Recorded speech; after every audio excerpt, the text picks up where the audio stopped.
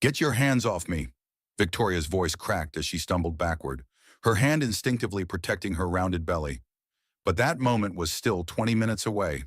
Right now, Victoria Sterling sat across from her millionaire husband at Chez Laurent, their usual anniversary spot, watching him scroll through his phone with the same intensity he once reserved for her. At 8 months pregnant, she felt like a beached whale squeezed into the elegant restaurant's velvet chair. Her back ached, her feet had disappeared somewhere beneath her swollen belly, and the baby seemed determined to use her ribs as a soccer goal. But she'd insisted on keeping their tradition. Third wedding anniversary. It had to mean something. Marcus, she said softly, adjusting her maternity dress. Could you put that away just for dinner? Marcus Wellington didn't look up from his phone screen. His dark hair was perfectly styled, his expensive suit tailored to perfection. At 38, he still drew appreciative glances from other women in the restaurant. Victoria used to feel proud walking beside him. Now she mostly felt invisible. This deal is crucial. Vic, you know how important my work is? His fingers flew across the screen, typing something that made him smile. That smile used to make her heart flutter. Tonight, it made her stomach twist. I know your work is important, Victoria said, keeping her voice level. Years as a prosecutor had taught her to stay calm under pressure. But tonight is about us, about our family. She placed both hands on her belly. About Emma. They'd finally agreed on the name last week. Emma Rose Sterling Wellington. Victoria had wanted to hyphenate, maintaining her identity alongside her new role as Marcus's wife and a mother. He'd argued, of course, but eventually conceded. Small victories. Marcus glanced up briefly, his blue eyes cold. The baby isn't going anywhere, Victoria, but this opportunity might. His attention returned to the phone immediately. Victoria watched her husband's face in the candlelight. When had he become a stranger? When had his ambition transformed from attractive drive into consuming narcissism? When had she become just another accessory in his perfect life? I feel like we're disconnected lately, she said, reaching across the table. Like we're living separate lives. We are living separate lives, Marcus replied without thinking, then seemed to realize how harsh that sounded. I mean, you're focused on the pregnancy, and I'm building our future. It's temporary. Temporary. Everything felt temporary these days. Her career as a prosecutor, put on hold for motherhood, her independence, slowly eroded by Marcus's need to control every decision, her sense of self, buried beneath layers of compromise and accommodation. Marcus, look at me. Victoria's voice carried a hint of her old courtroom authority. Please. He finally looked up, irritation flickering across his handsome features. What? Victoria, what do you want me to say? I want you to talk to me like you used to. Like I matter. Like we matter. Of course you matter. You're carrying my child. The phrase hit her like a slap. Not their child. His child. As if she were merely the vessel, not an equal partner in creating new life. Victoria's phone buzzed with a text from her sister Rebecca. How's dinner? Is he being romantic? She glanced at Marcus, still absorbed in his device, and typed back, define romantic. Victoria.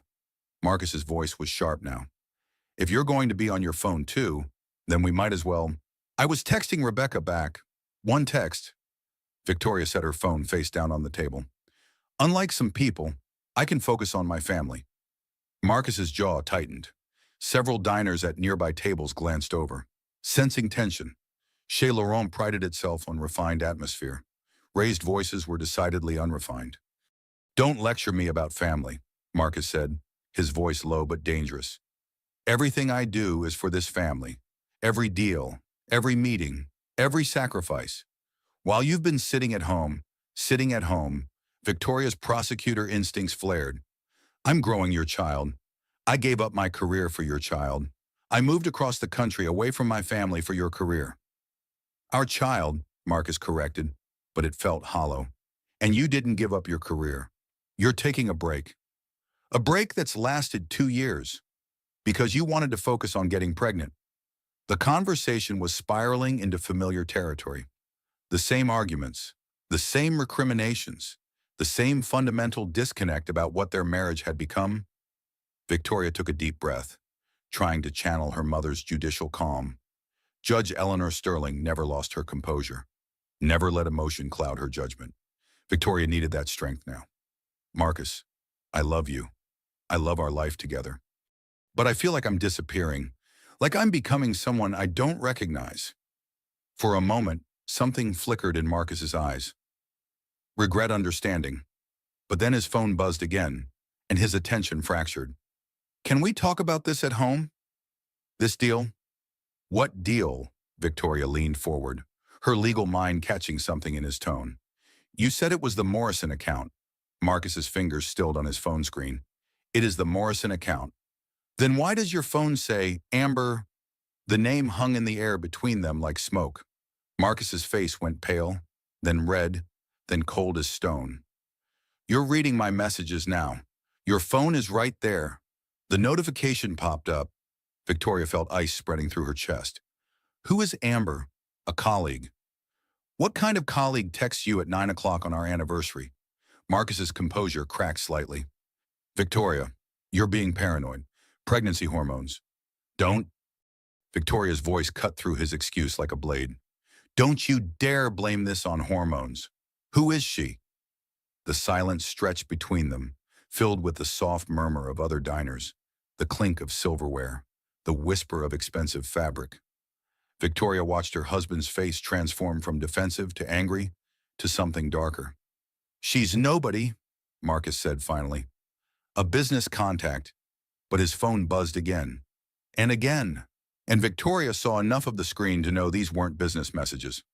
Let me see your phone. Absolutely not. Marcus. Victoria's voice carried all the authority she'd once wielded in courtrooms, cross-examining hostile witnesses. Let me see your phone. No, Victoria, you don't get to make demands. You don't get to interrogate me like some criminal. The word hung between them, loaded with meaning, because Victoria had interrogated criminals. She knew the signs of deception, the tells that betrayed guilt, and Marcus was broadcasting guilt like a neon sign. If there's nothing to hide, there's nothing to hide. Marcus's voice rose enough that nearby diners turned to stare. He noticed and lowered his tone, but his eyes blazed with anger. But I won't be treated like a suspect in my own marriage. Victoria felt something shift inside her, some fundamental understanding about the man she'd married. The control, the secrecy, the way he made her feel crazy for noticing obvious inconsistencies. This was who he really was. The charming, successful, devoted husband had been a performance. How long? She asked quietly. How long what? How long have you been lying to me? Marcus stood abruptly, his chair scraping loudly across the marble floor. His movement was violent enough that Victoria instinctively leaned back, one hand moving to protect her belly. I'm not doing this, Marcus said, his voice carrying across the restaurant. I'm not sitting here while my pregnant wife accuses me of God knows what. Other patrons were openly staring now. The maitre d' was moving toward their table with diplomatic concern. Victoria felt heat flooding her cheeks, but also a strange clarity. This was Marcus's pattern escalate until she backed down. Make her the problem. Force her to apologize for his behavior. Not tonight. Sit down, Marcus. Let's talk about this calmly. Don't tell me what to do. Marcus's face was flushed, his carefully styled hair falling across his forehead. Don't use that prosecutor voice on me. I'm not prosecuting you. I'm trying to understand what that you've become paranoid and controlling, that pregnancy has made you irrational. The words hit Victoria like physical blows. Irrational, paranoid, controlling. All the things he'd been calling her lately whenever she asked reasonable questions or expressed reasonable concerns. I'm 8 months pregnant with your child, Victoria said, rising slowly from her chair. I deserve honesty from my husband. You deserve what I give you. Marcus's mask was slipping completely now, revealing something ugly underneath. You live in my house, spend my money, wear clothes I buy, maybe show some gratitude instead of playing detective. Victoria stood frozen, her hands cradling her belly, staring at this man she'd promised to love forever. The restaurant had gone quiet around them, a bubble of shocked silence surrounding their table. I want to go home, she said quietly. Good. Maybe you'll come to your senses. Victoria reached for her purse and coat, moving carefully with her pregnant body. Every step felt deliberate, final. She was walking away from more than just dinner. She was walking away from the illusion of her marriage. Marcus watched her struggle with her coat, making no move to help. His phone buzzed again, and his eyes flicked down automatically. "Amber again?" Victoria asked. That's when Marcus grabbed her wrist. Victoria tried to pull away, but Marcus's grip tightened. His fingers wrapped around her wrist like a vice, the pressure just short of painful, but unmistakably controlling. "Let go of me," Victoria said, her voice low but carrying clearly in the hushed restaurant. "We're not done talking." Marcus's face was inches from hers now, his breath carrying the scent of expensive wine and barely controlled rage. "You don't get to walk away from me." Victoria looked down at his hand on her wrist, then back up at his face. In her prosecutor days, she'd seen this moment countless times in domestic violence cases. The moment when control became physical, the moment when emotional abuse crossed the line into something darker. "Marcus," her voice was steady despite the fear creeping up her spine. "Let go of my wrist. Now." "Oh, or what you'll call your mommy the judge." The sneer in his voice made something cold settle in Victoria's chest. Judge Eleanor Sterling had raised her daughters to be strong, independent women. She'd also taught them to recognize dangerous men. "I'm asking you one more time. Let go." Marcus's grip loosened slightly, but he didn't release her. Around them, the restaurant had gone deadly quiet. Servers had stopped moving. Other diners pretended to focus on their meals while stealing glances at the unfolding drama. "You want to know about Amber?" Marcus's voice was getting louder again, his control fraying with each word. "Fine. Amber appreciates what I do. Amber doesn't question every decision I make. Amber doesn't make me feel like a criminal in my own life." Victoria felt the words like physical blows, but her legal training kicked in. "Document everything. Remember details. Stay calm. So there is something to know about Amber." "Ha ha. There's nothing." Marcus caught himself, realizing he'd confirmed what Victoria suspected. His face darkened further. "You're twisting everything, making me sound like the bad guy." "I'm not making you do anything. I'm listening to what you're saying." Marcus's phone buzzed again. And again. His free hand moved toward it instinctively, then stopped. The notification light blinked insistently. "She's waiting for you to respond," Victoria observed. "Shut up." The words were so sharp, so vicious, that several nearby diners audibly gasped. Victoria felt her baby move restlessly, as if sensing the tension surrounding them. "I need to sit down," Victoria said. "The baby, the baby, the baby, the baby." Marcus's voice rose to just under a shout. "Everything is about the baby. What about me? What about what I need?" Victoria stared at her husband, seeing him clearly for perhaps the first time. This was about his needs, his wants, his ego. The pregnancy, the marriage, even the baby growing inside her. It was all about Marcus Wellington and his narcissistic hunger for control. "What you need is help," Victoria said quietly. That's when Marcus exploded. "Help!" His voice boomed across the restaurant now, causing every head to turn. "I need help. I'm not the one making accusations. I'm not the one being paranoid and jealous. I'm not the one, sir." Grace Campbell, the restaurant manager, appeared beside their table with professional concern. "Perhaps we could move this conversation somewhere more private." Marcus turned on her with fury that made the woman step back. "Mind your own business. This is between my wife and me." "Marcus, please," Victoria started. "No." Marcus whirled back toward her, his movement sharp and aggressive. "I'm tired of walking on eggshells. Tired of being treated like the enemy. Tired of your family thinking they're better than me. Sunakena my family has nothing to do with. Your mother looks at me like I'm dirt. Your sister acts like I'm some kind of abuser. And now you—" Marcus's voice cracked with self-pity and rage. "Even my own wife thinks I'm a liar." "You are lying," Victoria said simply. The truth hung in the air between them, undeniable and damning. Marcus's face went through a series of expressions: shock, denial, fury, and finally something cold and calculating. "Maybe I am," he said quietly.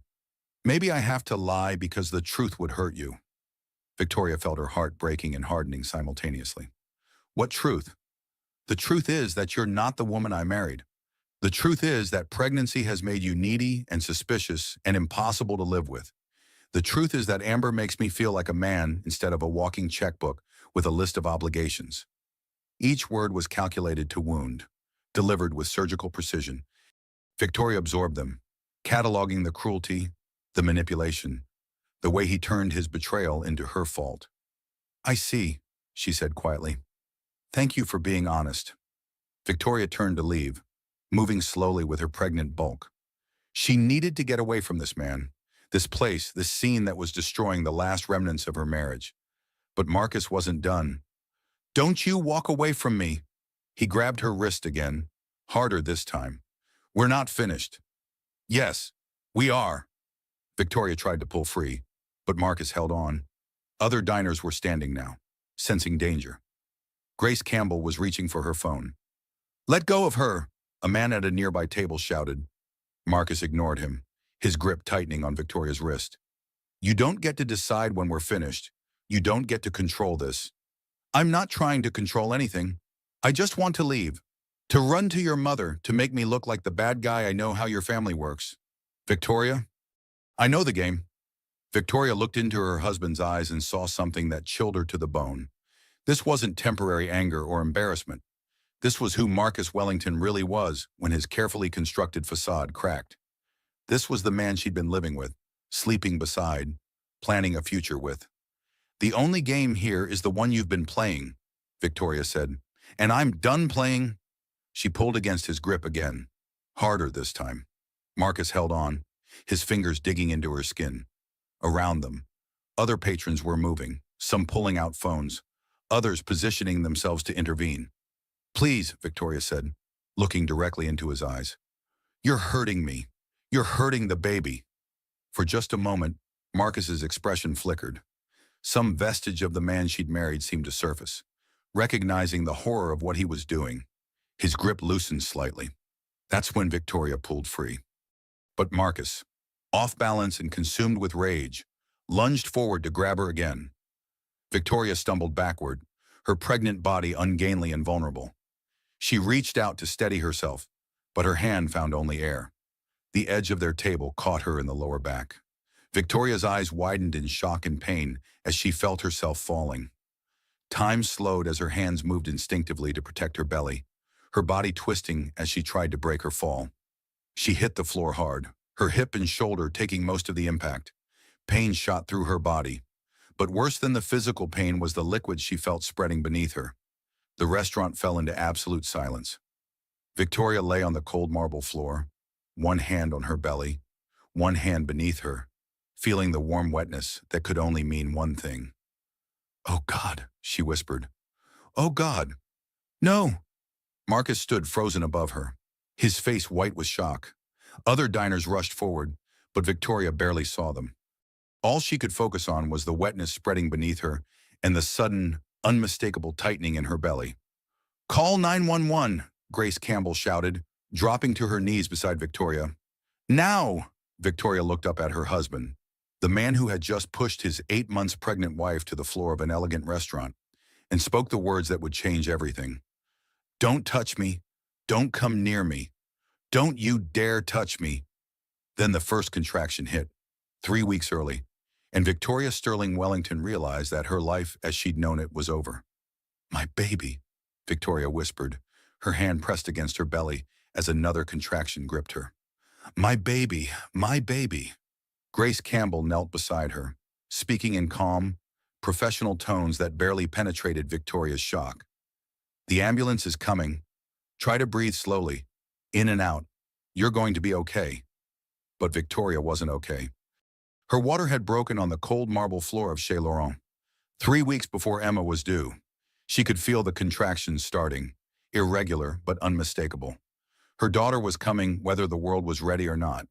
Marcus stood frozen 3 feet away, his face cycling through expressions of shock, fear, and dawning realization of what he'd done. Other diners formed a protective semicircle around Victoria, blocking his view and access. Is she okay? Someone called out. Should we move her? Give her space to breathe. Grace Campbell, who had managed crises before, but never quite like this, directed the chaos with surprising calm. "Sir," she said to Marcus, "I need you to step back and let the professionals work." "She's my wife," Marcus said, his voice hollow. "That's my baby. The baby you just endangered."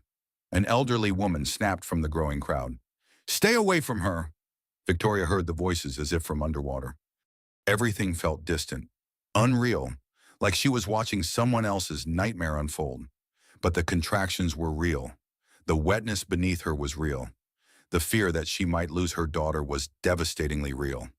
"Don't let him near me," Victoria managed to say to Grace. "Please." Grace Campbell looked up at Marcus with professional steel in her eyes. "You need to wait outside, sir. Now. I'm not leaving my wife. You just pushed your pregnant wife. You're leaving, or I'm calling security along with the paramedics." The restaurant's head of security, a former police officer named Tom, appeared as if summoned. He was a large, quiet man who'd broken up his share of disturbances, but never one involving a pregnant woman in premature labor. "Sir," Tom said to Marcus, his voice carrying the authority of experience, "you need to step outside." Marcus looked around the restaurant, seeing the faces of strangers all staring at him with disgust and horror.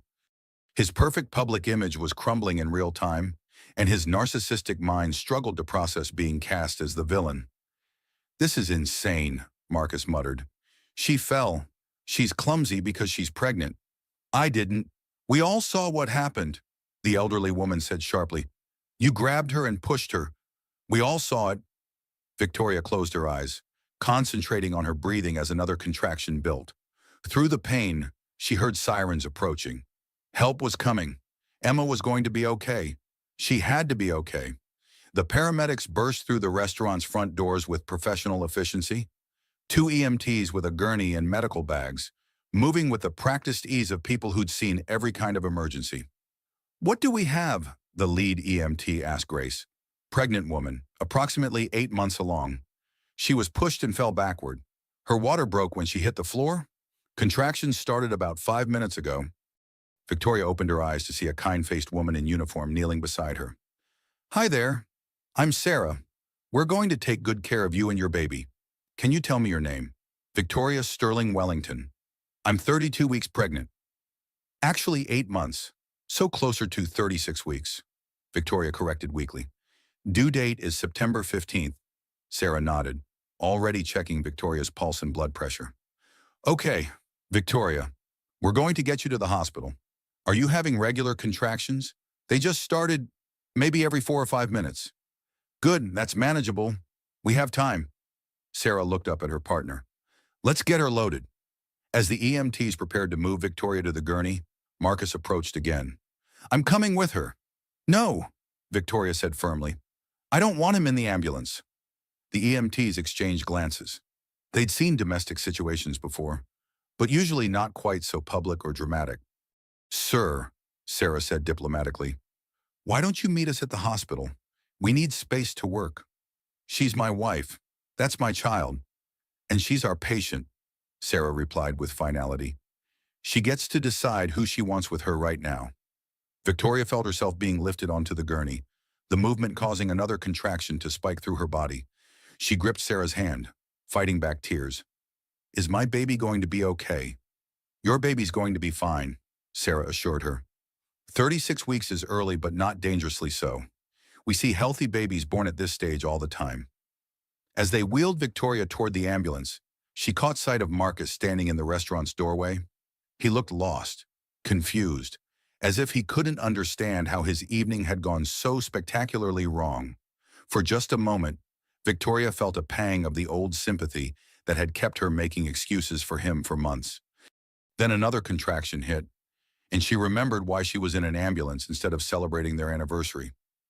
"My sister," Victoria gasped as they loaded her into the ambulance. "I need to call my sister." Sarah helped her with her phone. "Rebecca. Vic, what's wrong? You sound—" "I'm in an ambulance. Marcus pushed me and my water broke. The baby's coming." The silence on the other end of the phone was deafening. "Then I'm on my way." "Which hospital?" "St. Mary's," Sarah called out. "St. Mary's," Victoria repeated. "Rebecca, can you call Mom? Already dialing." "Vic, Are you okay? Are you hurt? Victoria looked down at her body, cataloging the aches and pains. Her back and hip throbbed from the fall, but nothing felt broken or seriously injured. The baby was moving, which was good. The contractions were manageable. For now. I'm okay. We're both okay. Just scared. I'll be there in 20 minutes. Less if I can manage it. Chirton. The ambulance pulled away from Chez Laurent, sirens wailing, carrying Victoria away from her marriage and toward an uncertain future. Through the small window, she could see Marcus standing on the sidewalk, his phone pressed to his ear, probably calling his lawyer. The thought should have made her sadder. Instead, it just made her tired.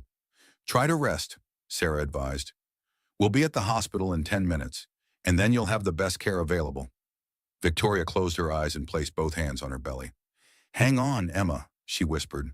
We're almost there. And when you get here, everything is going to be different. I promise.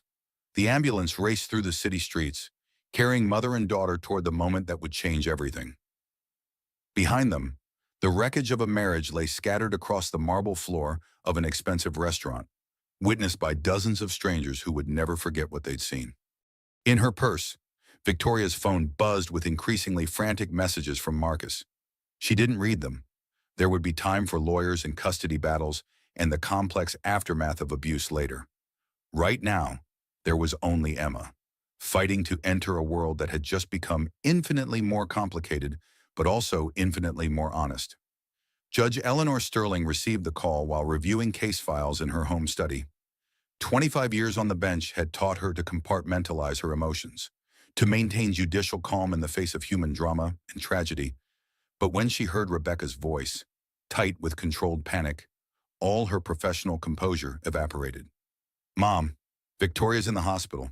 Marcus pushed her and she went into premature labor. The words hit Eleanor like physical blows.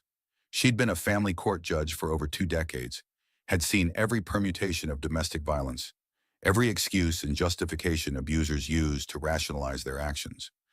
But hearing that her own daughter, her brilliant, strong, accomplished daughter, was a victim, made her hands shake with fury. Which hospital? St. Mary's. I'm driving there now. Mom, she's scared and alone, and I'm leaving now. Eleanor hung up and sat for exactly 10 seconds, allowing herself that brief moment to feel the full weight of maternal rage and terror. Then she activated the cold judicial calm that had served her throughout her career, gathered her keys and purse, and drove toward the hospital with the controlled precision of someone accustomed to handling crises. During the 15-minute drive, her mind cataloged everything she knew about domestic violence patterns, legal precedents, and protective measures available under family law. But underneath the legal framework, a mother's fury burned white hot. Marcus Wellington was about to discover what happened when you hurt a judge's daughter. Eleanor arrived at St. Mary's to find Rebecca pacing in the maternity ward waiting area, her face streaked with tears and mascara. Rebecca was a social worker who dealt with family crises professionally, but seeing her own sister as a victim had shattered her usual composure. How is she? Eleanor asked, pulling Rebecca into a fierce hug. In labor. They're monitoring the baby. She won't let Marcus in the room. Rebecca's voice cracked. Mom, I should have seen this coming. The controlling behavior, the isolation, the way he made her doubt herself. I'm trained to recognize these patterns. We all missed it, Eleanor said, though she wasn't entirely sure that was true. She'd had reservations about Marcus from the beginning, something calculating and cold behind his charming facade. But Victoria had seemed happy, and Eleanor had attributed her concerns to natural mother protectiveness. Where is he now? Downstairs somewhere. He keeps calling her phone, sending flowers, trying to get the nurses to let him up. They're not buying his concerned husband act. Eleanor felt grim satisfaction. Hospital staff dealt with domestic violence regularly. They knew how to protect vulnerable patients. I want to see Victoria. They found Victoria in a private labor room, hooked up to fetal monitors, her face pale but determined. She was breathing through contractions with the focused intensity of someone who'd taken childbirth classes seriously. Mom, Victoria's voice broke when she saw Eleanor. I'm sorry. I should have. Stop. Eleanor moved to Victoria's bedside and took her daughter's hand. You have nothing to apologize for. Nothing that happened tonight was your fault. Victoria's composure crumbled. I defended him for months, made excuses, told myself his controlling behavior was just stress from work. I'm supposed to be smart about these things. Abusers are masters of manipulation, Eleanor said firmly. They isolate their victims gradually, erode their confidence systematically. The fact that you recognized what was happening and removed yourself from danger shows exactly how smart you are. Dr. Amanda Foster, Victoria's obstetrician, entered the room with a warm but professional smile. How are we doing, Victoria? Contractions are about 3 minutes apart now, and they're getting stronger. Dr. Foster checked the monitors, her expression thoughtful. Baby looks good. Heart rate is strong. At 36 weeks, we're looking at a healthy delivery, just a bit early. Will she need special care? Rebecca asked. Probably a few days in the NICU for observation, but babies born at this stage typically do very well. Dr. Foster made notes in Victoria's chart. Victoria, I understand there was an incident that precipitated this labor. Victoria glanced at her mother, then back at the doctor. My husband pushed me during an argument. I fell backward and hit a table. Dr. Foster's expression remained carefully neutral, but Eleanor caught the tightening around her eyes. I'll need to document any injuries as part of your medical record. Standard procedure in cases of domestic violence? The clinical term hung in the air. Domestic violence, not marital problems or an argument that got out of hand. The legal and medical reality of what Marcus had done? He's downstairs, Victoria said quietly, trying to get up here. Hospital security is aware of the situation, Dr. Foster assured her. No one will be allowed in this room without your explicit consent. Eleanor squeezed Victoria's hand. What do you need from me? I need Marcus to stay away from me. I need to know Emma will be safe. And I need, Victoria's voice broke. I need to know that I can do this alone. You're not alone, Rebecca said fiercely. You have us. You have support. You have options. And you have legal protection, Eleanor added. As soon as you're ready, we'll get a restraining order in place. Victoria nodded, then gasped as another contraction gripped her. Eleanor watched her daughter breathe through the pain with a combination of pride and heartbreak. Victoria was strong, stronger than she probably realized, but she shouldn't have to be. Mom, Victoria said when the contraction passed, I need you to know something. About tonight. About the way Marcus acted. I've never seen him like that before. The physical violence. But the emotional abuse, the control, the way he made me feel like I was going crazy that's been building for months. Eleanor absorbed this information with the practiced calm of a judge hearing testimony, but inside, her fury continued to burn. How long? Since I got pregnant, maybe before, but it got worse after. Like he saw the baby as competition for my attention, or maybe he just saw it as another way to control me. That's a common pattern, Rebecca said gently. Pregnancy often escalates abusive behavior because the victim becomes more vulnerable and dependent. Dr. Foster returned, checking Victoria's progress. We're getting close, maybe another hour or two. As if summoned by the mention of timing, Victoria's phone rang. Marcus's name appeared on the screen. Don't answer it, Eleanor advised. Victoria stared at the phone, then powered it off completely. I can't deal with him right now. I need to focus on Emma. Good choice, Dr. Foster said. Stress can complicate labor. You need to focus on yourself and your baby. Over the next hour, Victoria's contractions intensified. Eleanor and Rebecca took turns holding her hands, offering ice chips, and providing the kind of unwavering support that Victoria had been missing for months. At 11:30 p.m., Dr. Foster announced that it was time to push. Your daughter's ready to meet you, she said with a smile. Emma Rose Sterling Wellington entered the world at 11:47 p.m. on what should have been her parents' anniversary night. She weighed 5 pounds, 8 ounces, and her first cry was strong and indignant, as if protesting the circumstances of her early arrival. She's beautiful, Eleanor whispered, tears streaming down her face as she watched her granddaughter being placed on Victoria's chest. Victoria stared down at her daughter with wonder and fierce protectiveness. Emma had dark hair like Marcus, but Victoria's delicate features. She was tiny but perfect, her fingers grasping at air, her eyes squinting against the bright hospital lights. Hello, baby girl, Victoria whispered. I'm your mama, and I'm going to keep you safe. I promise. As Dr. Gus Foster and the nurses completed their post-delivery procedures, Eleanor stepped into the hallway to make a phone call. She needed to set certain wheels in motion before Marcus realized that his access to his wife and daughter was about to be legally restricted. But first, she allowed herself one moment of pure grandmother joy. Emma was healthy, Victoria was strong, and Marcus Wellington was about to learn that terrorizing a judge's family came with consequences he couldn't buy or charm his way out of. Eleanor pulled out her phone and dialed Detective Paul Morrison, a longtime family friend who specialized in domestic violence cases. Paul, it's Eleanor Sterling. I need your help. My daughter was assaulted tonight by her husband, and I want him arrested. Detective Paul Morrison had known Victoria Sterling since she was 8 years old, when Eleanor had been a newly appointed family court judge and Paul was a rookie beat cop. He'd watched Victoria grow into a formidable prosecutor, had attended her wedding to Marcus Wellington, and had bounced baby Emma on his knee at christenings and holidays, which made driving to St. Mary's Hospital at 3 in the morning to arrest Victoria's husband one of the most difficult calls of his 20-year career.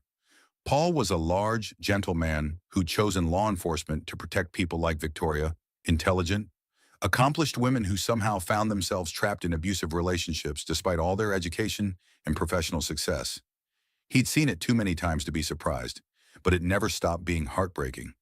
Marcus was in the hospital lobby when Paul arrived, pacing and making increasingly agitated phone calls to someone who was probably his lawyer. He'd changed from his expensive dinner clothes into a rumpled polo shirt and khakis, looking more like a worried husband than the millionaire tech executive whose company photos graced magazine covers. But Paul had learned to read body language, and Marcus's posture screamed guilt and desperation rather than genuine concern. Marcus Wellington. Paul approached with professional calm.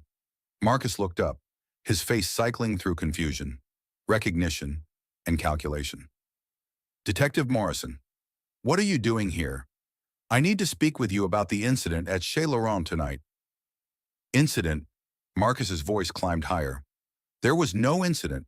My wife fell. She's clumsy because she's pregnant. I've been trying to see her for hours, but the hospital won't. Sir, I'm going to need you to come with me for questioning. Marcus stared at Paul as if he'd spoken a foreign language. In Marcus's world, wealthy men didn't get arrested for domestic disturbances. They made donations to police benevolent associations, and golfed with judges, and had their lawyers handle any unpleasantness. I'm not going anywhere. My wife just had a baby. I need to. Mr. Wellington, you're under arrest for domestic assault and endangering an unborn child. Paul began reading Miranda rights as Marcus's face went through a spectacular range of expressions. Shock, outrage, disbelief, and finally a kind of petulant fury that Paul had seen in other privileged men who'd never faced real consequences. This is insane, Marcus sputtered. I didn't assault anyone. Victoria's being dramatic because of pregnancy hormones. You know how women get when they're... You have the right to remain silent, Paul continued steadily. I suggest you use it. But Marcus couldn't remain silent. He talked throughout the entire arrest process, alternating between indignation, self-pity, and attempts at charm. He mentioned his company's community contributions, his charity work, his status as a pillar of the business community. Paul documented it all, recognizing the classic narcissistic response to accountability. Marcus genuinely seemed to believe that his wealth and status should protect him from the consequences of pushing his pregnant wife. The booking process at the county jail was a revelation for Marcus. Strip searches, fingerprinting, mugshots, all the indignities that regular people faced when they committed crimes. His expensive clothes were replaced with Orange County jail scrubs, and his perfectly styled hair became disheveled and unwashed. I want my lawyer, Marcus demanded for the 15th time.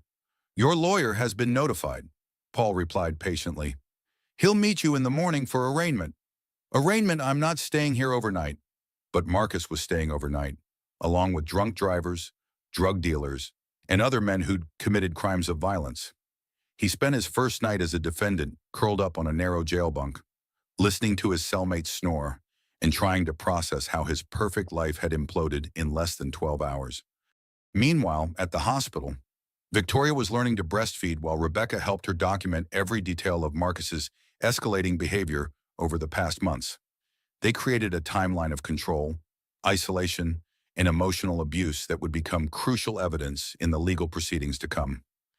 He took away my credit cards last month, Victoria remembered. Said he wanted to streamline our finances, but really he wanted to control every dollar I spent. Classic financial abuse, Rebecca noted, writing everything down. What else? He monitored my phone calls, especially with you and Mom. Said I was gossiping about our marriage instead of working on our problems. Isolation tactics. He was cutting you off from your support system. Victoria looked down at Emma, sleeping peacefully in her arms despite being born 3 weeks early. The NICU doctors had declared her remarkably healthy, with strong lungs and good reflexes. She'd only need a few days of monitoring before going home. Home. Victoria realized she wasn't sure where home was anymore. The house was in Marcus's name, filled with his things, designed around his preferences. She'd given up her apartment when they married, sold most of her furniture, merged her life so completely into his that she'd lost track of where Victoria ended and Mrs. Wellington began. "Where am I going to live?" Victoria asked suddenly. Eleanor looked up from the legal documents she'd been reviewing. "With me, for as long as you need. Your childhood room is exactly as you left it." "Mom, I'm 32 years old with a newborn baby. And you're my daughter who needs support right now.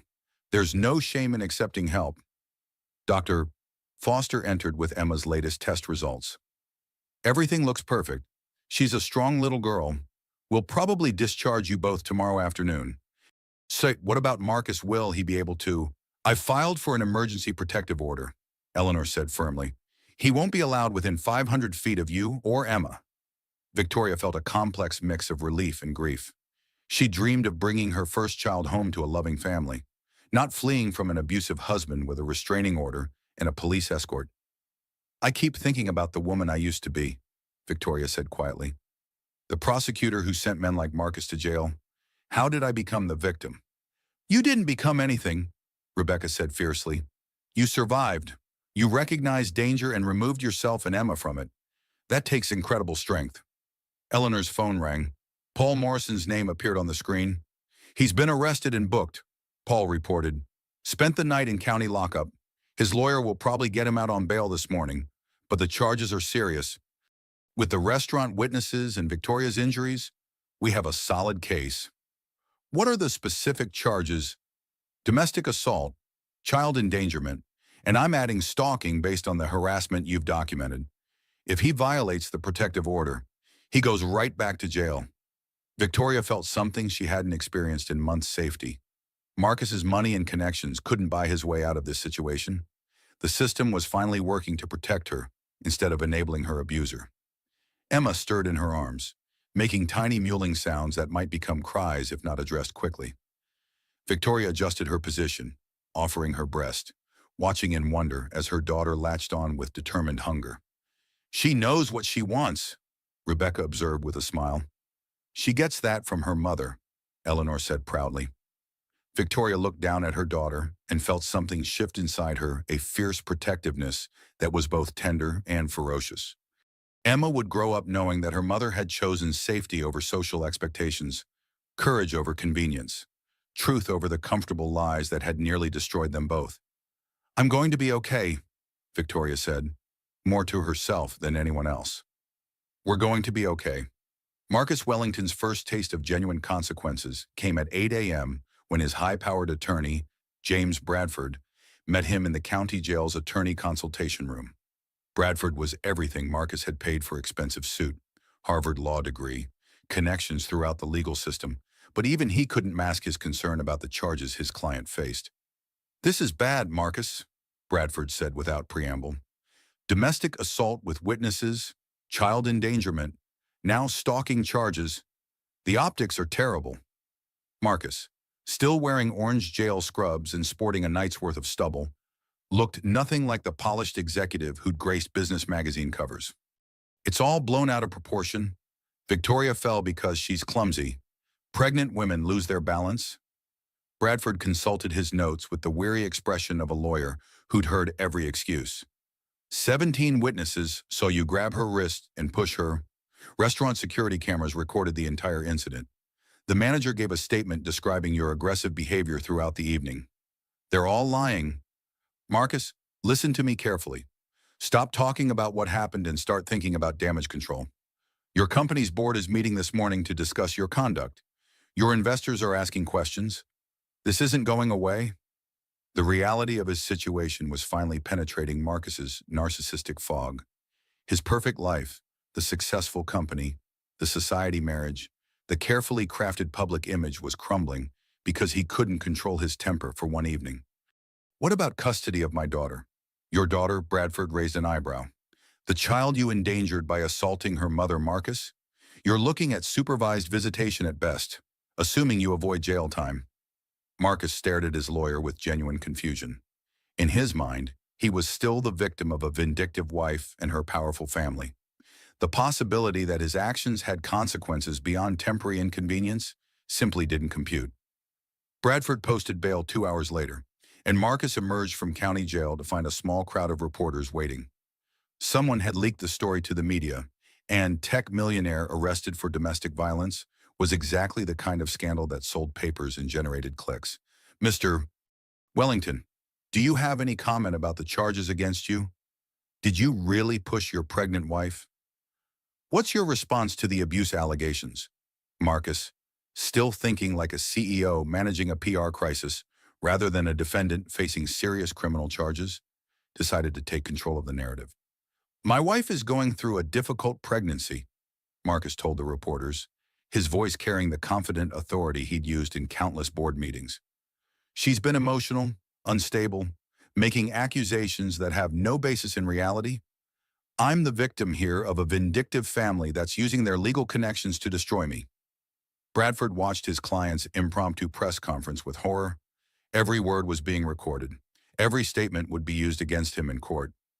The Sterling family thinks they're above the law, Marcus continued, warming to his theme.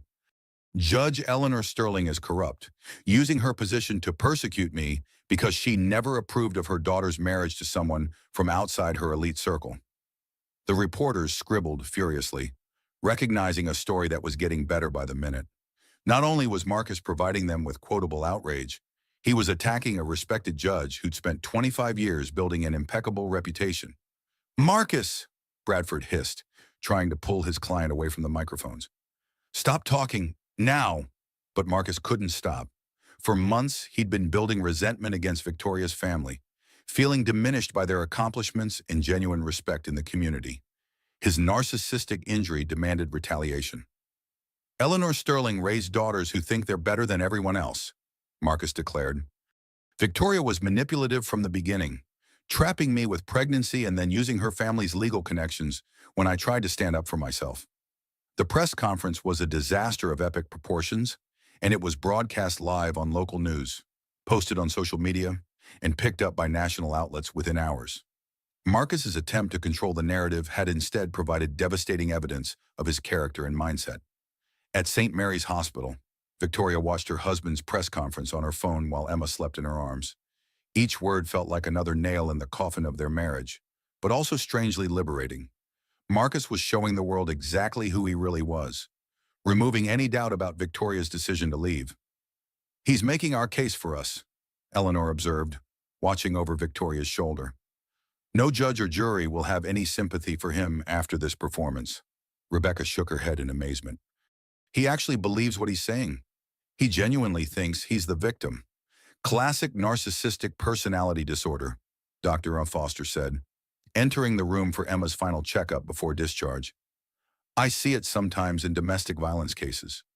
The abuser cannot accept responsibility, so reality becomes whatever serves their narrative. Victoria felt a complex mix of emotions watching Marcus destroy himself on live television. Part of her still mourned the man she'd thought she married, but mostly she felt relief that Emma would grow up with a documented record of exactly what kind of man her father really was. Are you ready to go home? Eleanor asked. Victoria looked around the hospital room that had been her sanctuary for the past 2 days. Home meant facing the legal battles ahead, the custody negotiations, the process of rebuilding her life as a single mother. It meant accepting that her marriage was truly over, and that she'd have to co-parent with a man who'd shown himself capable of violence. but it also meant freedom from constant manipulation, relief from walking on eggshells, and the opportunity to raise her daughter in an environment of honesty and genuine love. "I'm ready," Victoria said, gathering Emma closer. "Let's go home." As they prepared to leave the hospital, Victoria's phone buzzed with a text from an unknown number. "You think you've won, but this isn't over. I know where you live." Victoria showed the message to Detective Morrison, who'd arrived to escort them safely out of the hospital. "That's a violation of the restraining order," Paul said grimly. "We'll trace the number and add it to the charges." Victoria realized that Marcus's public breakdown hadn't ended his harassment, it had escalated it. But she also realized that she wasn't afraid anymore. She had legal protection, family support, and most importantly, she had the clarity that came from seeing her abuser's true nature without the fog of manipulation and self-doubt. Emma stirred in her carrier, blinking up at her mother with dark, serious eyes that seemed to take in everything around her. Victoria touched her daughter's tiny hand, feeling the strength that came from knowing she'd chosen safety over convenience, truth over comfortable lies. "Let's go face whatever comes next, baby girl," Victoria whispered. "Together." District Attorney Sarah Campbell had been Eleanor Sterling's roommate at law school 30 years ago, but their friendship extended far beyond shared academic memories. Sarah had built her career prosecuting violent crimes, with a particular focus on domestic violence cases that often fell through the cracks of an overburdened legal system. When Eleanor called asking Sarah to personally handle Marcus Wellington's case, the request came with unspoken weight. Not because Eleanor was seeking favorable treatment, but because she knew Sarah would ensure that wealth and connections didn't shield an abuser from consequences.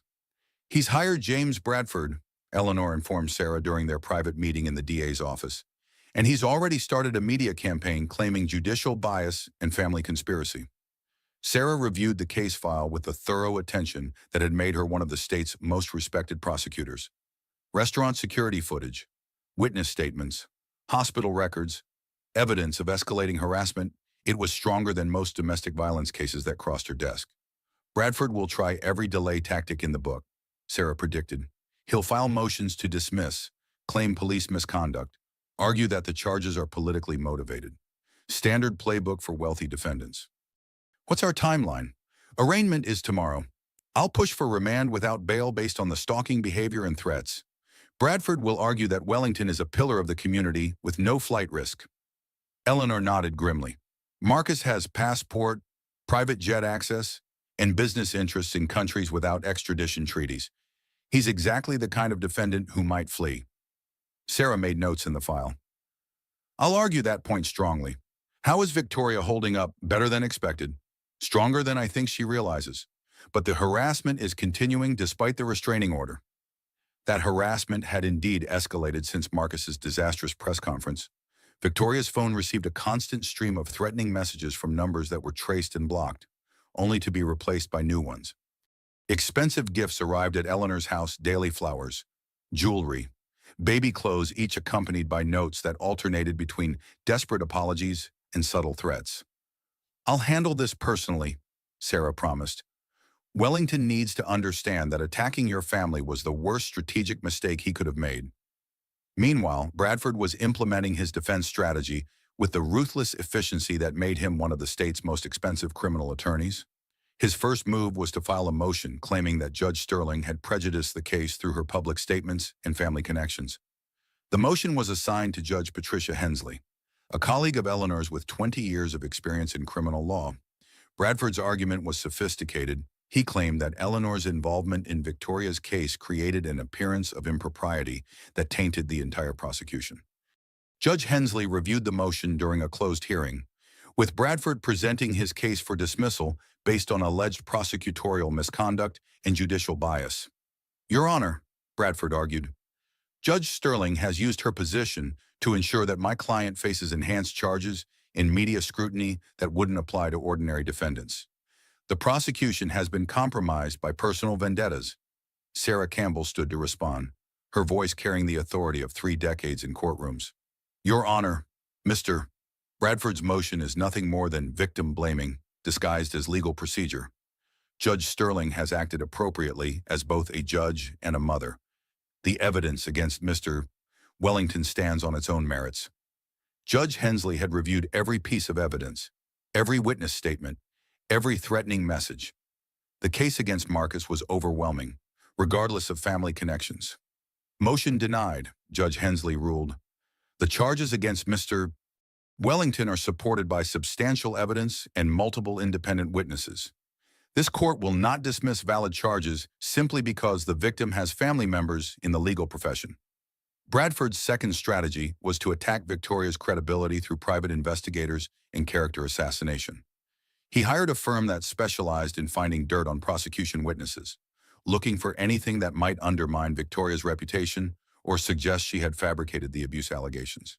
The investigators found nothing. Victoria's professional record was impeccable, her personal life boringly respectable.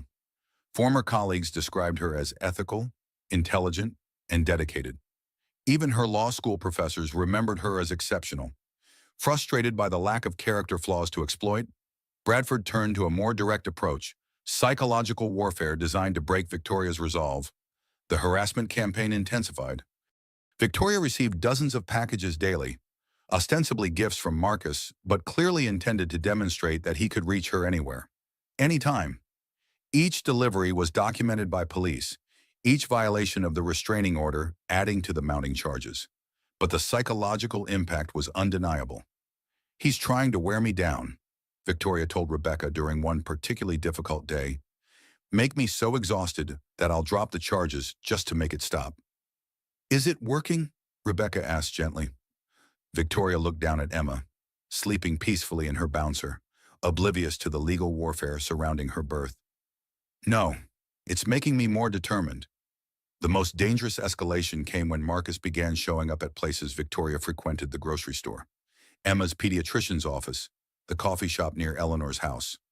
He maintained the legal fiction of coincidence, claiming he just happened to be in the neighborhood, but his presence was clearly calculated intimidation. Detective Morrison increased patrols around Eleanor's house and assigned an officer to accompany Victoria on necessary errands. The protection was reassuring, but also a constant reminder that Marcus's wealth hadn't eliminated his capacity for violence. It had simply made him more sophisticated about expressing it. "He's escalating because he's losing control," Paul Morrison explained during a security briefing at Eleanor's house. "Rich guys like Wellington don't handle consequences well. When the usual fixes don't work, lawyers, PR campaigns, character assassination, they get desperate." Eleanor had seen the pattern in family court countless times. Wealthy abusers who couldn't buy their way out of accountability often became more dangerous, not less. "What are our options for enhanced protection?" Eleanor asked. "I can request additional patrol units, maybe a safe house if the threats become more specific. But honestly, the best protection is getting this guy convicted and locked up." The preliminary hearing was scheduled for the following week, and Bradford was preparing his most aggressive defense yet. He planned to argue that Victoria had staged the entire incident, using her legal knowledge and family connections to frame an innocent man. It was a desperate strategy, but desperation was all Bradford had left. The evidence against Marcus was overwhelming, the witnesses were credible, and the defendant's own behavior had eliminated any sympathy a jury might have felt for a successful businessman facing criminal charges. Victoria spent the days before the hearing preparing her testimony with Sarah Campbell, reviewing every detail of that night at Chez Laurent and the months of abuse that preceded it. "Bradford will try to rattle you," Sarah warned. "He'll suggest you're vindictive, manipulative, using your daughter as a weapon against your husband. Remember that he's performing for the judge and potential jury. Stay calm, stick to the facts, and let the evidence speak for itself." Victoria nodded, feeling more confident than she had in months. Marcus had shown the world exactly who he was through his own actions and words. Now it was time for the legal system to respond accordingly. Emma gurgled from her carrier, as if offering encouragement. Victoria smiled down at her daughter, remembering the promise she'd made in the hospital to keep Emma safe, no matter what it cost. The preliminary hearing would determine whether Marcus faced trial for his crimes, but Victoria had already won the most important victory, her freedom from an abusive marriage, and the knowledge that she'd chosen courage over convenience, truth over comfortable lies. Now it was time to let justice follow its course. The courtroom was packed beyond capacity for what should have been a routine preliminary hearing. Marcus Wellington's case had captured public attention in ways that made court officials nervous. Domestic violence cases rarely drew media scrutiny. But the combination of wealth, judicial family connections, and Marcus's own inflammatory statements had turned it into a spectacle. Judge Patricia Hensley surveyed the crowd with the stern authority that had maintained order in her courtroom for 2 decades. She recognized reporters, legal colleagues, and curious members of the public who'd been following the story through social media and local news coverage. "This is a court of law, not a theater," Judge Hensley announced. "Anyone who disrupts these proceedings will be removed immediately." Marcus sat at the defendant's table beside James Bradford, looking every inch the successful businessman despite the circumstances. His expensive suit was perfectly tailored, his hair styled with professional precision, but Victoria noticed the tension in his shoulders, the way his hands trembled slightly when he thought no one was watching. Victoria sat in the witness section with Eleanor and Rebecca, Emma sleeping peacefully in her carrier despite the formal atmosphere. Several photographers had tried to get pictures of the baby, but court security had blocked them effectively. Sarah Campbell stood to present the prosecution's case, her voice carrying the authority of someone who'd fought for domestic violence victims throughout her career. "Your Honor, the evidence will show that Marcus Wellington committed assault against his pregnant wife during a violent altercation at Chez Laurent restaurant. 17 witnesses observed the defendant grab Mrs. Wellington's wrist and push her backward, causing her to fall and go into premature labor. Sarah methodically presented the evidence: security camera footage, witness statements, medical records documenting Victoria's injuries, and a timeline of escalating harassment following Marcus's arrest." Bradford rose to respond, his strategy immediately clear. "Your Honor, my client is the victim of a vindictive prosecution orchestrated by the Sterling family. Judge Eleanor Sterling has used her influence to ensure that a private marital disagreement has been blown into criminal charges." The accusation hung in the air like smoke.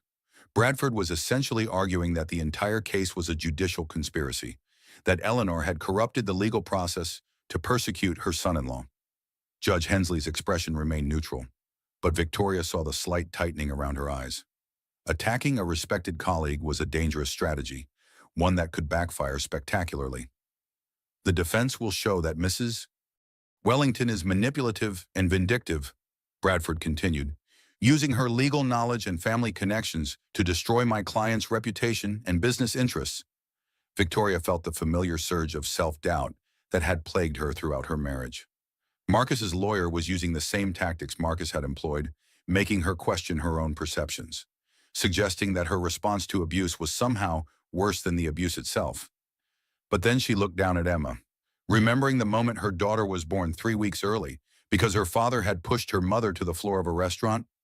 The physical evidence of Marcus's violence was literally sleeping in her arms. Sarah Campbell called her first witness, Grace Campbell, the restaurant manager who'd knelt beside Victoria on the marble floor. "I saw the defendant grab Mrs. Wellington's wrist," Grace testified. "She tried to pull away, but he held on. Then he pushed her backward. She fell and hit the table before going to the ground." Bradford's cross-examination was aggressive but ineffective. Grace had managed crisis situations before and wasn't intimidated by expensive lawyers or implications that she was lying. "Ma'am, isn't it possible that Mrs. Wellington simply lost her balance? Pregnant women are notoriously clumsy." Grace's response was sharp and immediate. "Sir, I watched a man push his pregnant wife to the ground. I know what I saw." Witness after witness corroborated Grace's account. The elderly woman who'd called Marcus despicable, the businessman who'd offered to intervene, the young couple who'd recorded part of the incident on their phone. Bradford's attempts to discredit their testimony fell flat. These weren't friends of the Sterling family or people with axes to grind. They were ordinary citizens who'd witnessed domestic violence and were brave enough to speak up about it. The most damaging testimony came from Detective Morrison, who described Marcus's behavior during and after his arrest. "The defendant showed no remorse or concern for his wife's condition," Paul testified. "His primary focus was on managing his public image and avoiding consequences for his actions." Bradford objected repeatedly, arguing that his client's statements were being taken out of context. But the judge overruled each objection, allowing the jury to hear exactly what kind of man Marcus Wellington was when his carefully constructed facade cracked. When Sarah Campbell finished presenting the prosecution's case, Judge Hensley called a brief recess. The evidence was overwhelming: video footage, multiple witnesses, medical records, and a pattern of escalating harassment that demonstrated ongoing danger to Victoria and Emma. Bradford's defense was limited to character assassination and conspiracy theories that grew less credible with each witness. During the recess, Marcus made a decision that would seal his fate. Against his lawyer's strong advice, he decided to testify on his own behalf. "I can explain what really happened," Marcus told Bradford. "These people are lying about me. I need to set the record straight." Bradford knew it was a mistake. Marcus's narcissistic personality made him incapable of accepting responsibility, and his sense of entitlement would come across clearly to any jury. But he couldn't prevent his client from testifying if Marcus insisted. When court resumed, Bradford announced that the defense would call Marcus Wellington to the stand. Victoria watched her husband take the oath to tell the truth, wondering if he was even capable of recognizing truth anymore. His reality had become so distorted by narcissism and self-interest that he genuinely seemed to believe his own lies. Bradford's direct examination was carefully scripted, designed to present Marcus as a loving husband concerned about his wife's mental health during a difficult pregnancy. "Did you push your wife, Mr. Wellington?" "Absolutely not. Victoria lost her balance because she was upset and pregnancy had made her clumsy. I tried to steady her, but she fell anyway." "Why do you think witnesses claim they saw you push her?" "The Sterling family has a lot of influence in this city. People see what they think they're supposed to see." It was a polished performance, delivered with the confident authority that had made Marcus successful in business. But Victoria could see the underlying arrogance that had made her life miserable for months. Then Sarah Campbell rose for cross-examination, and Marcus's careful facade began to crumble. "Mr. Wellington, you testified that you were trying to steady your wife when she fell. But security footage shows you grabbing her wrist and pulling her toward you before pushing her away. How do you explain that?" Marcus's composure flickered slightly. "The footage is unclear. People are interpreting normal gestures as aggressive behavior. 17 people interpreted your normal gestures as assault. Are they all wrong? They're all influenced by my wife's family's reputation." Sarah moved to more dangerous territory. "Mr. Wellington, since your arrest, you've sent your wife hundreds of threatening messages despite a restraining order. You've appeared at locations she frequents. You've sent unwanted gifts to her home. Do you consider this normal behavior?" Bradford objected, but Judge Hensley overruled him. The harassment was directly relevant to Marcus's character and the danger he posed to Victoria and Emma. "I've been trying to communicate with my wife about our marriage and our daughter," Marcus replied. "A man has a right to contact his family, even when that contact is legally prohibited and causes fear." Marcus's mask slipped completely. "Victoria is using legal technicalities to keep me from my daughter. She's vindictive and manipulative, and she's being enabled by her corrupt family." The courtroom fell silent. Marcus had just demonstrated exactly the kind of thinking that made him dangerous: the belief that his wants trumped everyone else's rights, including legal protections for domestic violence victims. Sarah pressed her advantage. "Mr. Wellington, do you take any responsibility for the events at Chez Laurent restaurant?" "I take responsibility for marrying a woman who's used pregnancy and her family's influence to destroy my life," Marcus replied with barely controlled fury. Bradford was making frantic gestures, trying to signal his client to stop talking, but Marcus was beyond controlling. Months of resentment and narcissistic injury were pouring out in open court. "Do you believe you've done anything wrong in your marriage?"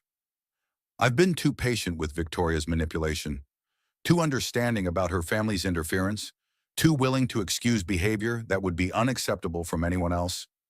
Victoria listened to her husband's testimony with a mixture of sadness and relief. This was who Marcus really was, a man incapable of accountability, empathy, or genuine remorse. She'd made the right choice in leaving him, regardless of the personal cost. When Sarah Campbell finished her cross-examination, Marcus had effectively convicted himself through his own words. The jury would hear not just the facts of what happened at Chez Laurent, but the mindset that made such violence inevitable. Judge Hensley reviewed the evidence and testimony with the thorough attention that complex cases demanded. The prosecution had presented overwhelming proof of guilt. The defense had offered nothing but conspiracy theories and victim blaming. Based on the evidence presented, Judge Hensley announced, this court finds sufficient probable cause to bind the defendant over for trial on all charges. Marcus's face went white. He genuinely believed that his wealth, his lawyers, and his ability to charm people would protect him from consequences. The reality of facing a criminal trial was finally penetrating his narcissistic delusions. Bradford requested bail pending trial, arguing that Marcus was a respected businessman with strong community ties. Sarah Campbell stood to oppose bail with every tool at her disposal. Your Honor, the defendant has violated restraining orders, engaged in stalking behavior, and shown no remorse for endangering his wife and unborn child. He poses an ongoing danger to the victims and has the resources to flee prosecution. Judge Hensley considered both arguments carefully. Marcus Wellington had money, connections, and demonstrated willingness to ignore court orders. The combination made him exactly the kind of defendant who might disappear rather than face trial. Bail is denied, Judge Hensley ruled. The defendant will be held pending trial. The gavel fell with finality that echoed through the packed courtroom. Marcus stared in shock as bailiffs approached to take him into custody. His perfect life of wealth and privilege had just collided with the reality of justice, and justice was winning. Victoria felt Emma stir in her carrier, as if sensing the change in atmosphere. She looked down at her daughter and whispered, "It's going to be okay, baby girl. Justice is coming." The trial of Marcus Wellington began 3 months later, in late winter when the trees outside the courthouse were bare and the air carried the promise of snow. Victoria had spent those months learning to be a single mother while preparing for the legal battle that would determine Marcus's fate and, by extension, Emma's future. Emma had thrived despite the circumstances of her birth. At 5 months old, she was a plump, happy baby with dark hair and her mother's determined chin. She'd adapted to life with her grandmother and aunt, surrounded by love and stability that she'd never known in her father's volatile presence. Victoria had changed too. The frightened, manipulated woman who'd left Chez Laurent in an ambulance had been replaced by someone stronger and clearer about her own worth. She'd started seeing a therapist who specialized in domestic violence recovery, joined a support group for abuse survivors, and begun the slow process of rebuilding her sense of self. The courthouse was even more crowded for the trial than it had been for the preliminary hearing. Marcus's case had become a symbol of broader issues: domestic violence, wealth inequality, the justice system's treatment of privileged defendants. Media trucks lined the street outside, and court security had been increased to manage the attention. Marcus looked different after 3 months in county jail. His expensive suits had been replaced by a rumpled court-appointed attorney's jacket. His perfectly styled hair was unkempt. His face had lost the smooth confidence that wealth and privilege had maintained. Jail had been a harsh education for a man who'd never faced real consequences before. James Bradford had withdrawn from the case 6 weeks earlier, citing irreconcilable differences with the client. The translation was simple. Marcus had run out of money to pay expensive lawyers.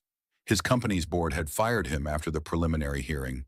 His assets were frozen pending civil litigation from defrauded investors. And the IRS was investigating his business practices.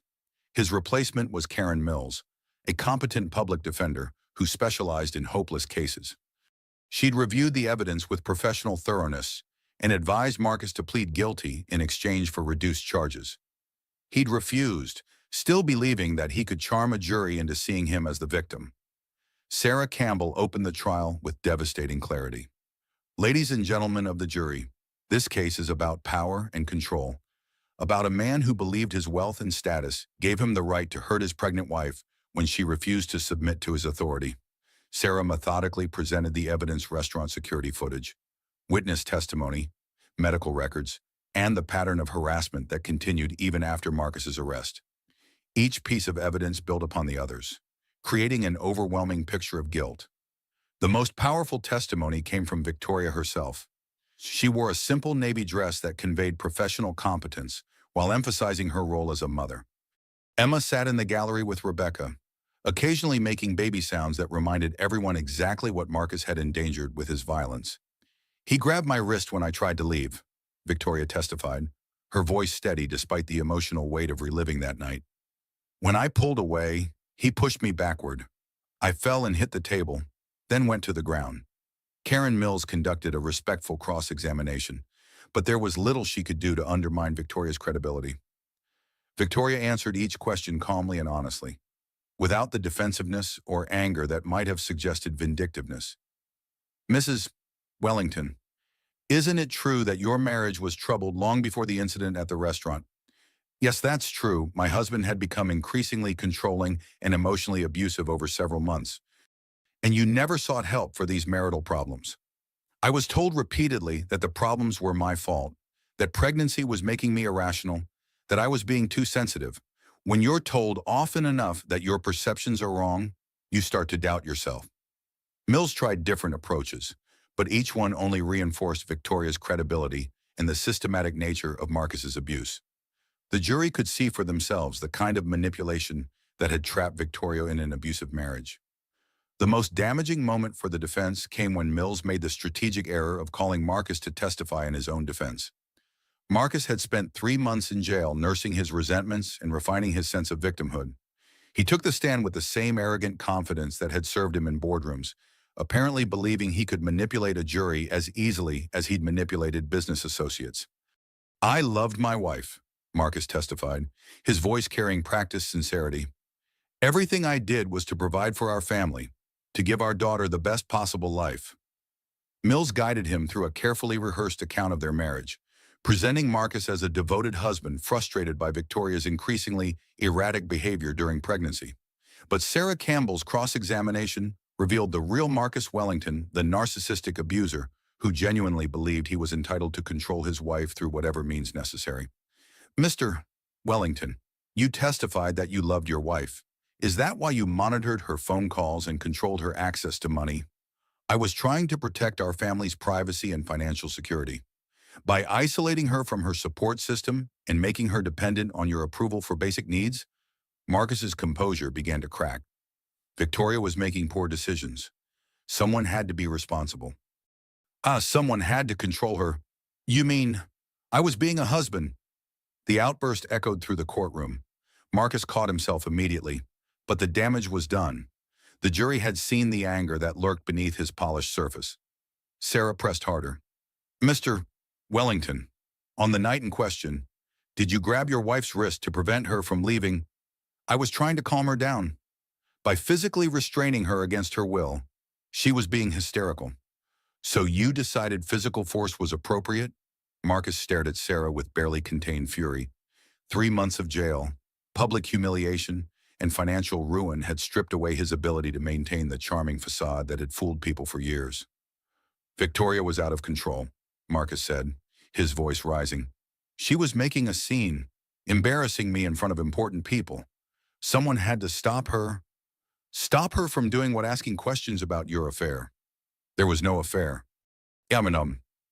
But there was someone named Amber sending you intimate messages during your anniversary dinner. Marcus went silent, realizing he'd walked into a trap. His affair with Amber Chen, his company's marketing director, had been thoroughly documented during the investigation. Text messages, hotel receipts, witnesses who'd seen them together, the evidence was overwhelming. Mr. Wellington, when your 8 months pregnant wife discovered your affair and tried to leave the restaurant, you physically prevented her departure and then pushed her to the ground. Is that correct? She fell because she was clumsy. 17 witnesses saw you push her. They were all lying. Why would 17 strangers lie about what they witnessed? Marcus's narcissistic rage finally exploded completely. Because her corrupt judge mother paid them to lie, because the whole system is rigged against successful men who refuse to be controlled by manipulative women. The courtroom erupted in shocked murmurs. Marcus had just accused Eleanor Sterling of bribing witnesses and corrupting the judicial process, claims so outrageous they bordered on delusional. Sarah let the moment hang in the air, allowing the jury to fully absorb what they'd witnessed. Then she delivered the final blow. Mr. Wellington, do you take any responsibility for your wife's injuries and premature labor? I take responsibility for marrying a woman who used pregnancy to trap me and then used her family's influence to destroy my life when I wouldn't submit to her control. The statement was so completely divorced from reality, so utterly lacking in accountability or empathy, that several jury members visibly recoiled. Marcus had just demonstrated why he was dangerous, not just because of his capacity for violence, but because of his complete inability to recognize the humanity of his victims. Karen Mills tried damage control during redirect examination, but the harm was irreversible. Marcus had convicted himself through his own words, revealing the mindset that made domestic violence inevitable. The trial concluded with closing arguments that summarized everything the jury had learned. Sarah Campbell spoke directly to the evidence, reminding jurors of what they'd seen and heard. Marcus Wellington believes his wants matter more than his wife's safety, Sarah concluded. He believes his anger justifies violence. He believes his status entitles him to control another human being. The evidence shows exactly what happens when those beliefs encounter resistance. Mills did her best to argue reasonable doubt, suggesting that Marcus's affair had made him emotional and prone to poor decisions. But that criminal intent was lacking. My client made mistakes, Mills conceded, but mistakes are not crimes. A momentary loss of control during a difficult marriage is not the same as deliberate assault, but the jury had seen too much evidence, heard too much testimony, witnessed too much of Marcus's own character to accept that explanation. After less than 2 hours of deliberation, they returned with guilty verdicts on all charges. Marcus stared at the jury foreman in shock as the verdicts were read. Guilty of domestic assault, guilty of child endangerment, guilty of stalking, guilty of violating protective orders.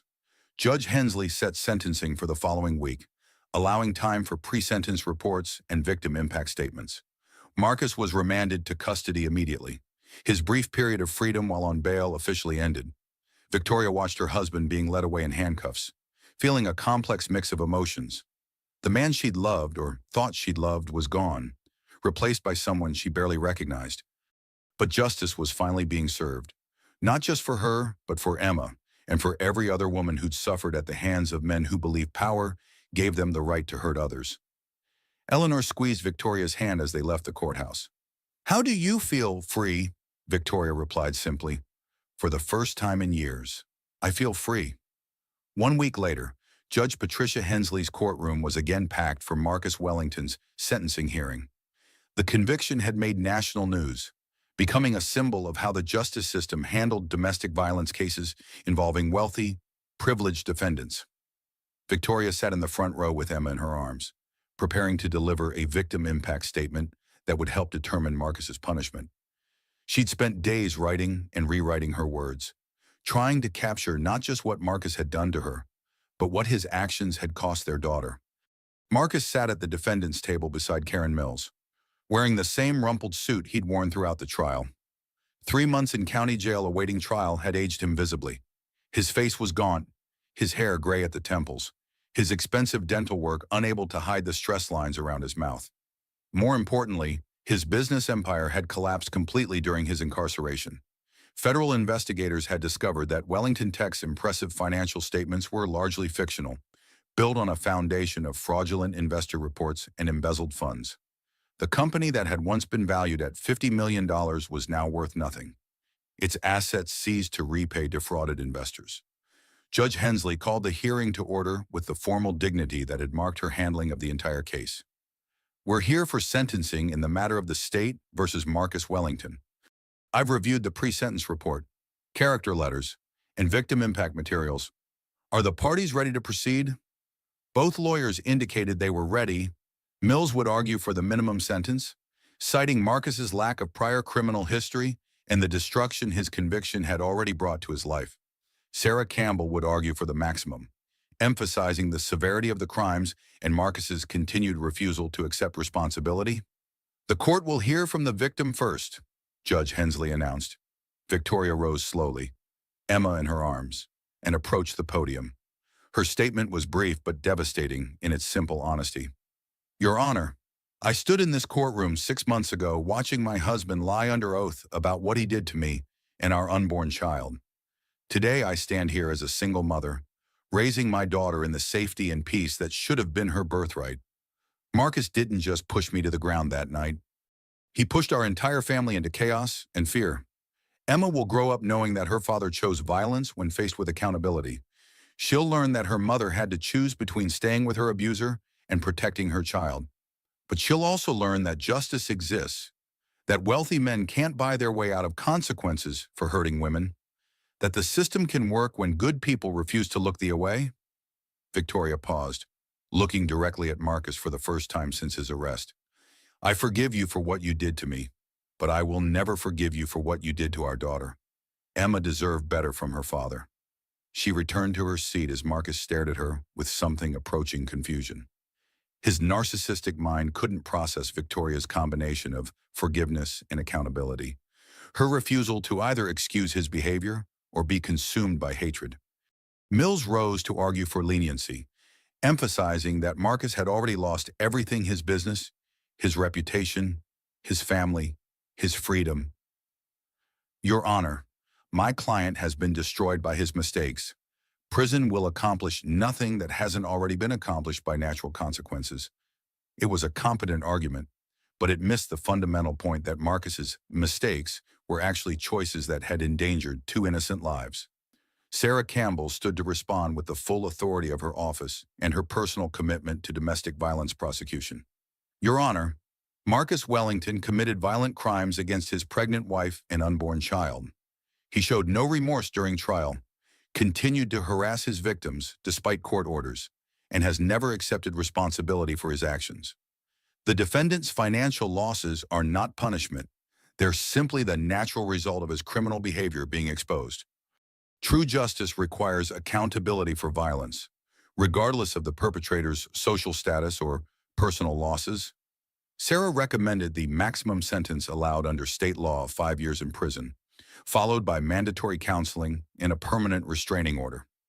Judge Hensley had presided over thousands of sentencings during her career, but few cases had presented such clear evidence of an abuser's character and the need for meaningful consequences. Mr. Wellington, do you wish to address the court before sentencing? Marcus rose slowly, his movement careful and deliberate. For a moment, Victoria thought he might finally show genuine remorse, might acknowledge the harm he'd caused, and express authentic regret. Instead, Marcus delivered a final demonstration of the narcissistic thinking that had made him dangerous. Your Honor, I've been destroyed by a vindictive prosecution orchestrated by my wife's powerful family. I've lost my business, my reputation, my freedom, all because of one moment of poor judgment during a difficult marriage.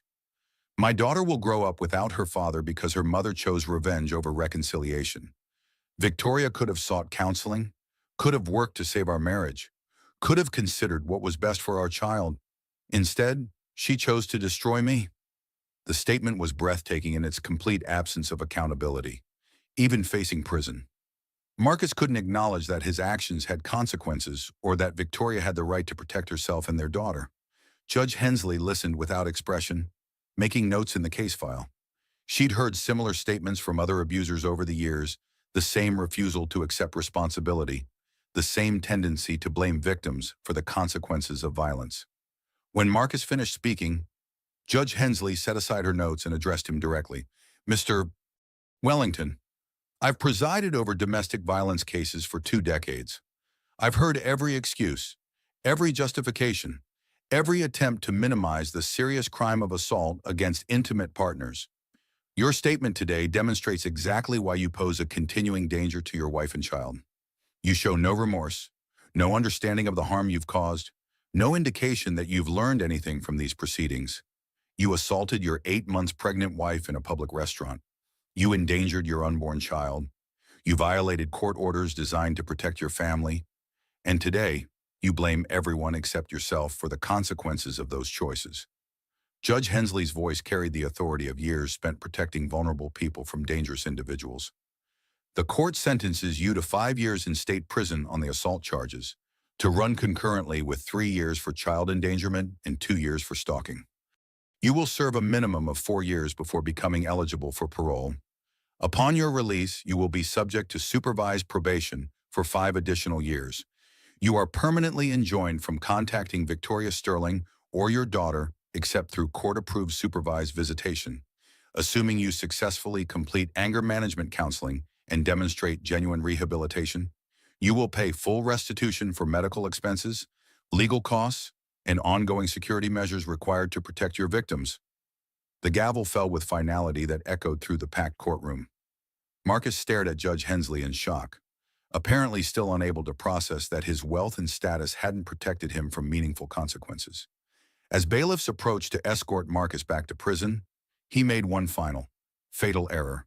His narcissistic rage, suppressed throughout the formal proceedings, finally exploded completely. "This is corrupt." "Error," Marcus shouted, struggling against the bailiffs. "Eleanor Sterling bought this outcome. Victoria is a lying, manipulative—" "Mr. Wellington," Judge Hensley's voice cut through his tirade like steel. "You are in contempt of court. Add 6 months to your sentence." Marcus continued shouting threats and accusations as he was dragged from the courtroom, his final public appearance confirming everything the prosecution had argued about his character and dangerousness. Victoria watched her husband's breakdown with sad clarity.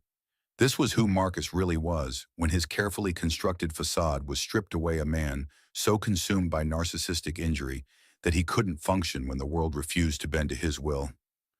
Outside the courthouse, Victoria spoke briefly to the media gathered on the steps. "Justice was served today," she said simply. "My daughter and I can finally move forward with our lives, knowing that the system worked to protect us when we needed it most." 6 months later, Victoria received a call from Detective Morrison that provided the final chapter in Marcus's story of self-destruction. "The IRS finished their investigation," Paul reported. "Wellington Tech was built on massive fraud, fake investor reports, embezzled pension funds, tax evasion going back years.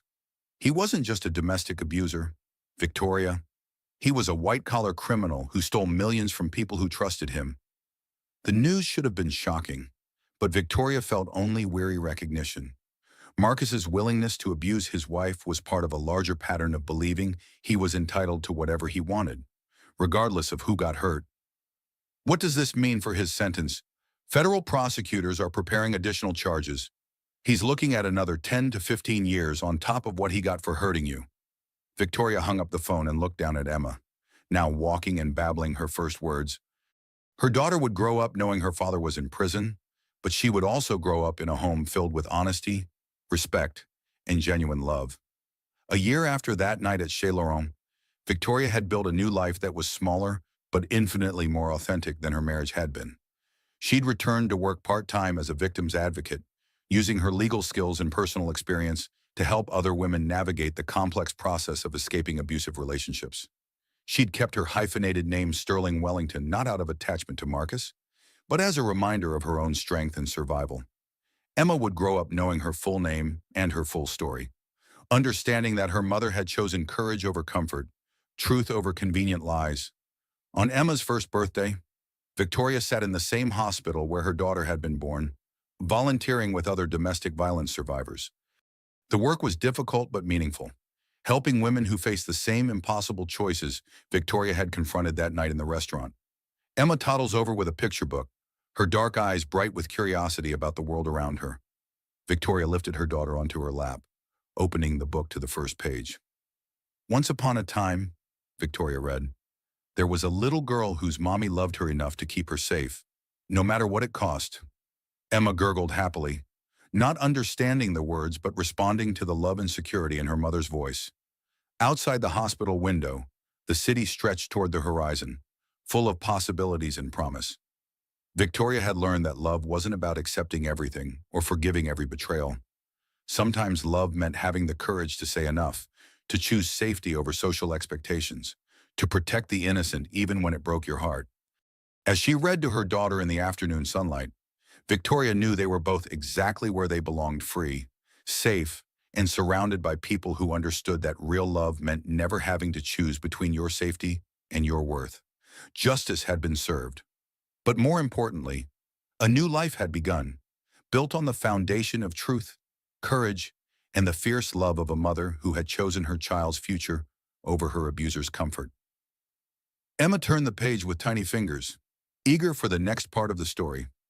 Victoria smiled and continued reading, knowing that the best chapters of their lives were still being written.